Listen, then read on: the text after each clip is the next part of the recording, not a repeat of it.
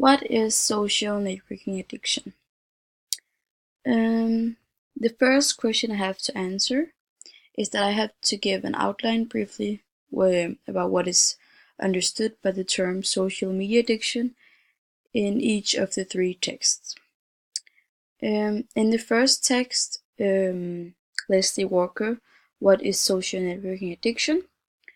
The term social media addiction or internet addiction disorder is understood as an addiction to constantly check Facebook, Twitter, Instagram, and so on and so forth.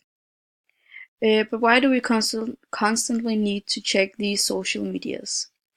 Research has shown that the self-disclosure communication stimulates the brain's pleasure center, like sex and food does, and that it's even more addictive than cigarettes and alcohol, which is surprising. In text 2, Millennials' Risk and Addiction Their Parents Never Faced, Social Media by Tony Ware. The term is understood as a disorder which destroys the ability to interact with other people outside social media. It's also mentioned that people desire to spend more time online than to hang out with their friends face to face, maybe at a bar or just making plans. In text 3, Are Young People Really Addicted to Social Media by Dihadrich Murthy.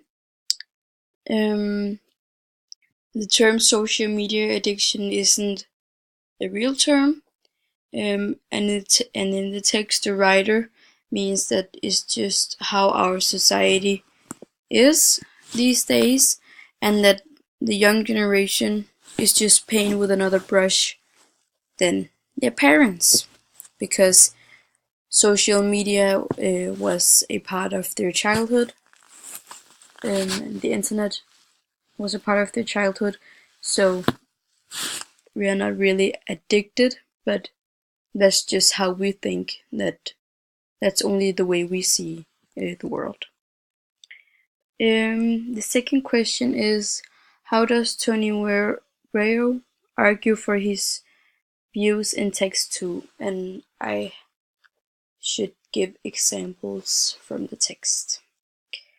In text 2, Tony Ware mentions that the problem with social media is the self-image mainly relies on what other thinks and their opinions.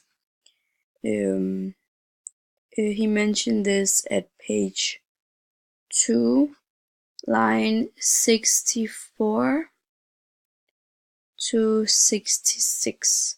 The problem with social media is that self-image relies mainly on others and their opinions. Tony Mary is talking about the lacking of self-reflection.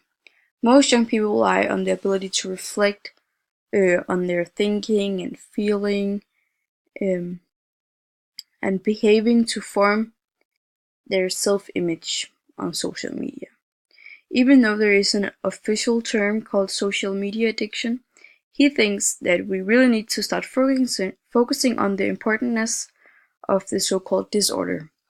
The millennial generation is born in the so-called technology age, which could mean that the internet is implanted in their DNA.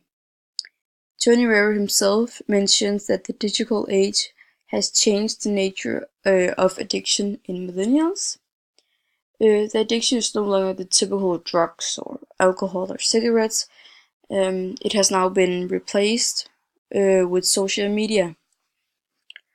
And that's his views in his text.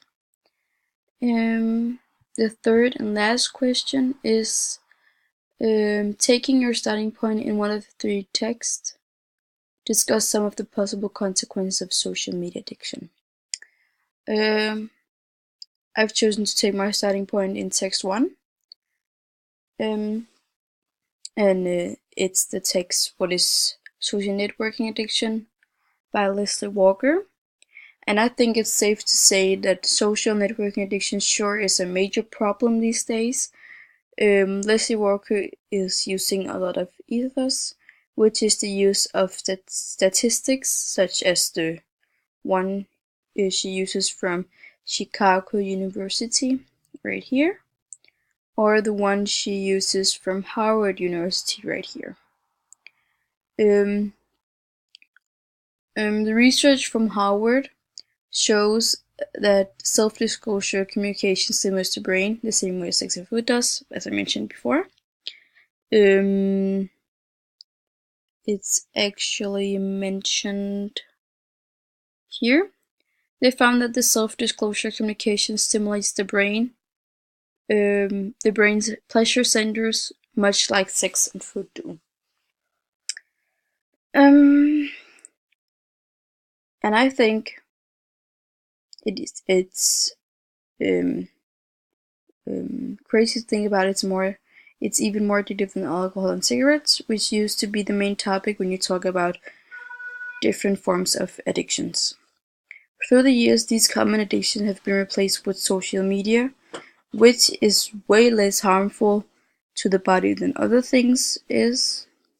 But if you look at the bigger picture, it might as well ruin your relationships to other people, such as alcohol can do.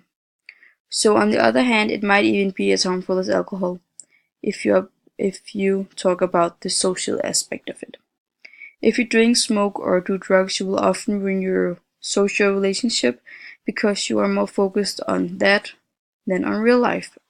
Social media kind of work like that too. You choose to focus on your internet life, and that will ruin your social relationship.